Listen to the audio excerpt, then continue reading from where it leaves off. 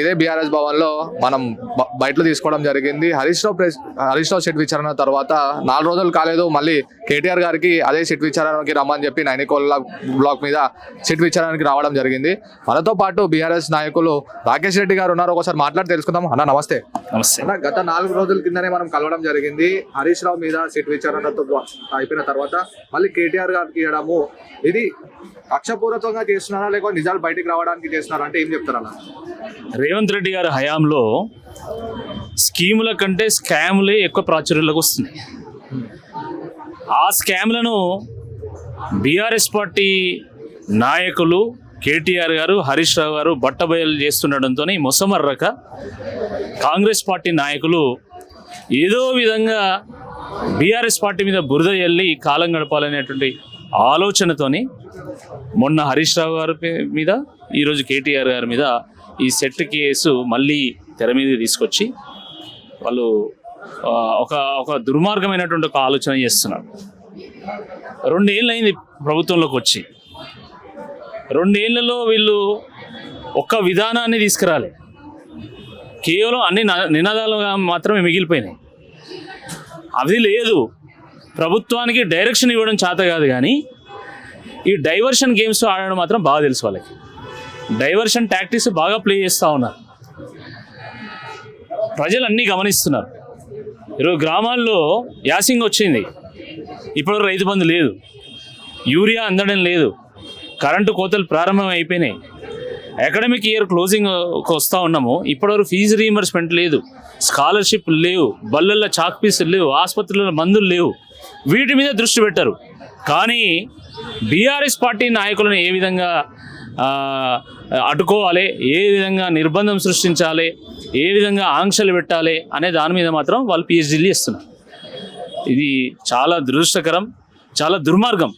ప్రజలు కాంగ్రెస్ పార్టీ నాయకులకు ఓట్లు వేసింది ఎందుకు? పరిపాలన చేయమని, మీరు ఇచ్చినటువంటి 6 గ్యారంటీలను అమలు చేయమని, మీరు చెప్పినటువంటి 420 హామీలను అమలు చేయమని.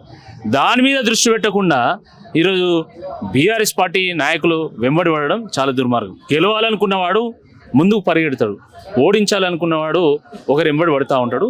ఈరోజు వాళ్ళ ఆలోచన మొత్తం బీఆర్ఎస్ పార్టీని ఓడించాలని తప్ప ప్రజల మనసును గెలవాలి, తెలంగాణను గెలవాలనేటువంటి ఆలోచన ఇక్కడ కూడా వాళ్ళు చేస్తలేరండి.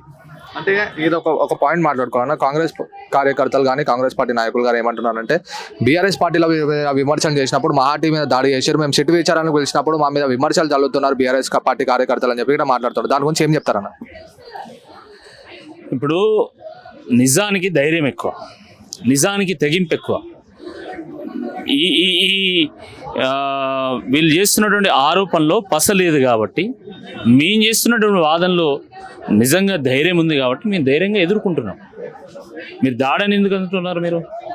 మీరు మహాటీ మీద దాడి అని అంటున్నారు కదా, వాళ్ళు మాట్లాడింది ఏమన్నా అసలు మీరు అది విన్నారా? అది వినకుండా మిగతా విషయాలు ఎట్లా మాట్లాడతారు? చాలా దుర్మార్గం. అయినా అంతా కదా, అసలు ప్రభుత్వంలో ఉన్నోడివి నువ్వు పరిపాలన చేయకుండా ఇదంతా న్యూసెన్స్ ఏంది నాకు అర్థం కాదు. మేతకు మరిగిన దున్నపోతు ఎట్లయితే దున్నుడు మర్చిపోతుందో, స్కామ్లకు మరిగినటువంటి కాంగ్రెస్ పార్టీ నాయకులు పరిపాలన మర్చిపోయి ప్రపంచంలో ఉన్నటువంటి అన్ని విషయాల మీద వాళ్ళు కామెంట్స్ చేస్తూ ఉంటారు.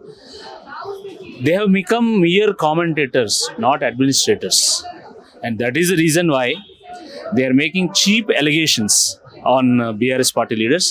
This is highly condemnable. అంటే ఇక్కడ మీడియాలో పెద్ద చర్చ ఏమొస్తుందంటే, నెక్స్ట్ సిట్ విచారణకి కవిత రాబోతుంది, దాని తర్వాత వాళ్ళ తండ్రి గారు కేసీఆర్ గారికి సిట్ విచారణకి పిలవబోతున్నారు అని పెద్ద వార్తలు వస్తున్నాయన్న. దాని మీద ఎలా స్పందిస్తారు? కేసీఆర్ కొత్తని పెట్టుకోవడం అంటే అగ్గితోని చెలగాట ఆడడం. అగ్గితోని చెలగాట ఆడితే అది మిమ్మల్ని కాల్చేస్తుంది, కూలుస్తుంది. ఇది గుర్తుపెట్టుకోవాలా. కేసీఆర్ గారితో చెలగాట ఆడితే మీ కాంగ్రెస్ కోట కాలిపోతుంది, కూలిపోతుంది. ఆ కోటలో గరికపోస కూడా మొలవదు. దేనికోసం మీరు కేసీఆర్ గారిని సిట్టుకు పిలుస్తారు? బీడుపడ్డ నేలను పచ్చబడేసినందుక, ఆకలి కేకల తెలంగాణ అన్నపూర్ణ తెలంగాణగా మార్చినందుక, ఆత్మహత్యల తెలంగాణను అన్నపూర్ణ తెలంగాణగా మార్చినందుక, వెనుకబడినటువంటి తెలంగాణను అన్ని రంగాల్లో అగ్రగామిగా నిలబెట్టినందుక, పేదరికంలో ఉన్నటువంటి తెలంగాణ ఈరోజు తలసరి ఆదాయంలో జిఎస్డిపిలో నెంబర్ 1గా నిలబెట్టినందుక దేనికి కేసీఆర్ గారిని మీరు సిట్టు ముందు పిలుస్తారు? ఆయన ప్రాణాలను పణంగా పెట్టి సావు నోట్ల తలకాయ పెట్టి ఆయన తెలంగాణ తీసుకొచ్చాడు. ఒక పార్టీని పెట్టి నలుగురు ముఖ్యమంత్రులతో కొట్లాడి ఢిల్లీ మెడలు వంచి 36 పార్టీలను ఏకం చేసి పార్లమెంట్లో చట్టం చేయించి తెలంగాణ తీసుకొచ్చినందుకు ఆయన సిట్టు ముందు పిలుస్తారా? చలో దమ్ముంటే ముట్టు కేసీఆర్ గారిని. తెలంగాణ బగ్గుమంటది. ఆ అగ్గిలో మీరు కాలి మష్ అయిపోతారు, బూడిదైపోతారు. ఇది గుర్తుపెట్టుకోవాలా. తమాషా చేస్తున్నారా మీరు 2 ఏళ్ళు చేసింది ఏంది? మీరు తెలంగాణ మొత్తం సర్వనాశనం చేసి సర్వభ్రష్ట ప్రభుత్వాన్ని నడిపించుకుంటూ ఈరోజు ప్రజల్ని అనాథలుగా చేసి మీరా మాట్లాడేది? తెలంగాణ ఈరోజు రాముడు లేని అయోధ్యలాగా మారిపోయింది, అనాథ అయిపోయింది. ఫీజు రీయింబర్స్మెంట్ లేదు, స్కాలర్షిప్ లేదు, రైతులను పట్టించుకున్నోడు లేడు, కార్మికులను పట్టించుకున్నోడు లేడు. ఇవి చేయకుండా మేము కేటీఆర్ని పిలుస్తాం, కేసీఆర్ని ముట్టుకుంటా చూద్దాం ఏం జరుగుతుందో. మేము గద్దల్ని కూలుస్తాం, దిమ్మల్ని కూలుస్తాము. నీ గద్ద ఊరిపోబోతుంది, అది గుర్తుపెట్టుకో. 2 ఏళ్ళు కాలే ఇప్పటికే దినదిన గండంగా నడుస్తున్నది నీ ప్రభుత్వం. దినదిన గండం 100 ఏళ్ళ ఆయుష్ అన్నట్టు 2 ఏళ్లలో నీ ప్రభుత్వం ఏ రకంగా నడిచిందో తెలుసు. 3 ఏళ్ళు ఉంది, ఇప్పటికే మూడింది ఆయన. 3 ఏళ్ళ ముందే మూడింది. అంటే నీ ప్రభుత్వం ఎంత దిక్కుమాలిన ప్రభుత్వం ఈరోజు ప్రజలకు అర్థం చేసుకుంటున్నారు. దీంతో అయ్యేదేం లేదు. ఈ ఉడత ఊపులకు, పిట్ట బెదిరింపులకు, ఈ తాటాకు సప్పులకు, ఈ కేసులకు, లాఠీలకు, తూటాలకు, కమిషన్లకు, ఎంక్వైరీలకు భయపడ్డాడు ఎవరు లేడు. దీన్ని ధైర్యంగా ఎదుర్కొంటాం. నిజానికి ధైర్యం ఎక్కువ ఉంటుంది, తెగింపు ఎక్కువ ఉంటుంది. తప్పకుండా దీన్ని ప్రజాకోట్లో కూడా మేము ఎదుర్కొంటాం. అంటే ఇవాళ కేటీఆర్ గారు భావోద్వేగమై మాట్లాడుకుంటూ నాకు హీరోలకు ఇట్లా పెట్టాడు, అవి చేశారు ఇవి చేశారు అని చెప్పి ఆయన భావోద్వేగం ఇవాళ తెలంగాణ భవన్లో ప్రెస్ మీట్ పెట్టడం జరిగింది. అసలు ఆ భావోద్వేగం ఎన్ని రోజుల నుంచి సెట్ విచారణలు చదువుతున్నా ఇప్పటివరకు భావోద్వేగం కాలేదు కేటీఆర్ గారు. ఇప్పుడు భావోద్వేగం అంటే ఏం కాదండి, దేనికైనా ఒక లిమిట్ ఉంటుంది. మీరు విమర్శలు చేయండి, ప్రతి విమర్శలు చేయండి, తప్పులేదు. మీరు విధానాల మీద మాట్లాడండి, తప్పులేదు.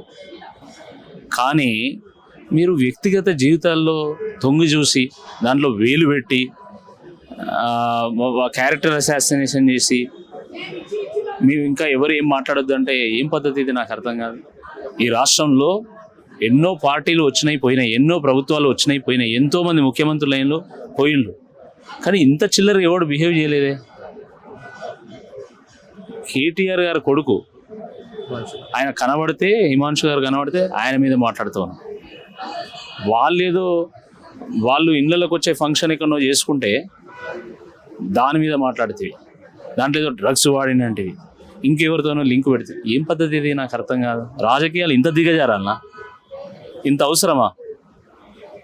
ఓడిపోయినోడు మళ్ళీ గెలుస్తాడు, దిగజారినోడు దిక్కు లేకుండా పోతాడు. ఇది గుర్తుపెట్టుకోవాలి రేవంత్ రెడ్డి. అంటే దాన్ని దృష్టిలో పెట్టుకొని కేటీఆర్ గారు ఆయన భావోద్వేగంతో మాట్లాడి ఏం తప్పు చేసినండి కేటీఆర్ గారు? నేను అడుగుతున్నా. అమెరికాలో ఉన్నత ఉద్యోగాన్ని వదులుకొని తెలంగాణ ఉద్యమంలో నేను సైతం ఒక పాత్ర పోషించాలని ఇక్కడికి వచ్చి ఎన్నో కేసులను ఎదుర్కొని ఉద్యమంలో కూడా ఒక పాత్ర పోషించి తన తండ్రికి చేదోడు వాదోడుగా ఉండి ప్రజల మన్ననలు ఉండి 5-6 సార్లు గెలిచి ప్రభుత్వంలో ఒక బాధ్యత ఇస్తే, మున్సిపల్ శాఖ మంత్రిగా ఇస్తే, ఐటీ శాఖ మంత్రిగా ఇస్తే ప్రపంచ పటంలోనే తెలంగాణకు ఒక స్థానాన్ని సంపాదించి పెట్టినటువంటి కేటీఆర్ గారి మీద గీవా చిల్లర మాటలు. అసలు హైదరాబాద్లో లేని మేటి కంపెనీ ఉందా అండి ఈరోజు? రాని ఇన్వెస్ట్మెంట్ ఉందా ఈ హైదరాబాద్కి? మరి ఎవరి వల్ల సాధ్యమైంది? నీ గురువు చంద్రబాబు నాయుడు నిర్మాణం చేస్తేనే హైదరాబాద్ ఇంత అయిందా? చెప్పన్నా, ఇంగిత జ్ఞానం ఉండాలి మాటలు మాట్లాడేటప్పుడు. అంటే ఇప్పుడు కేటీఆర్ గారు సిట్ విచారణ ముందు రావడానికి కేసీఆర్ గారు కలవడం జరిగింది. పార్టీకి ఎలా ముందుకు తీసుకోవాలి, నెక్స్ట్ దిశానిర్దేశం అయిందని చెప్పి కేసీఆర్ చెప్పడం జరిగిందని చెప్పి వార్తలు వస్తున్నాయి. దాని మీద ఏం చెప్తారన్న? కేసీఆర్ ఎలా తీసుకోబోతున్నారు? కేసీఆర్ నెక్స్ట్ అడుగులు ఏంది అంటే ఏం చెప్తారు? కేసీఆర్ గారు, కేటీఆర్ గారు వీళ్ళు అనునిత్యము తెలంగాణ గురించి ఆలోచిస్తారు. వాళ్ళ వ్యక్తిగతమైనటువంటి అంశాల గురించి ఆలోచించారు. ఈ కేసులకు, ఈ లాఠీలకు, తూటాలకు వీటికి భయపడేటోళ్ళు కాదు, వాటి గురించి ఆలోచించేటోళ్ళు కూడా కాదు. ఎందుకంటే ప్రజానాయకులు కాబట్టి ప్రజలే నిర్ణయిస్తారు ఏం చేయాలి, ఎట్లా చేయాలి, ఎప్పుడు ఎట్లా స్పందించాలి, వాళ్ళని ఎట్లా కాపాడుకోవాలనేది ప్రజలే నిర్ణయిస్తారు. బీఆర్ఎస్ పార్టీ తెలంగాణ ప్రజల ఆత్మ బంధువు. అది బీఆర్ఎస్ పార్టీకి తెలంగాణ ప్రజలకు ఉన్నది పేగుబంధం అండి. ఇది ఎవరు కాదనలేనటువంటి అంశం. కాబట్టి తెలంగాణకి ఎప్పుడు ముప్పు వచ్చినా కూడా కేసీఆర్ గారు ముందుకు వస్తారు. ఆయన చాలా సందర్భాల్లో చెప్పిండు, తెలంగాణ ప్రయోజనాలను దెబ్బతీస్తే నేను చూస్తూ ఊరుకోను, ఏది ఏమైనా సావునైనా ఎదుర్కొంటా కానీ తెలంగాణ విషయంలో రాజీ పడనని చెప్పి చాలా సందర్భాల్లో కేసీఆర్ గారు చెప్పిండ్రు. కాబట్టి ఇప్పుడు కూడా ఎన్నో రంగాల్లో అగ్రగామిగా తెలంగాణ నిలబెడితే దాన్ని సర్వనాశనం చేస్తున్నటువంటి రేవంత్ రెడ్డి గారి విషయంలో ఎట్టి పరిస్థితుల్లో కేసీఆర్ గారు కాంప్రమైజ్ కారు. పోరాటం కొనసాగుతుంది. వాళ్ళు ఎన్ని కేసులైనా పెట్టనియండి, ఎన్నిసార్లు విచారణకైనా పిలవనండి, ఎన్ని ఎంక్వైరీలైనా వేయనియండి, 100% తెలంగాణ ప్రయోజనాలు కాపాడంలో ముందుంటాము. తప్పకుండా అది నీళ్ళ విషయంలో కానీ, నిధుల విషయంలో కానీ, నియామకాల విషయంలో కానీ, మరి ఏ విషయంలో అయినా కూడా తెలంగాణ ప్రయోజనాలు కాపాడంలో బీఆర్ఎస్ పార్టీ ముందుంటుంది, పోరాటం చేస్తుంది.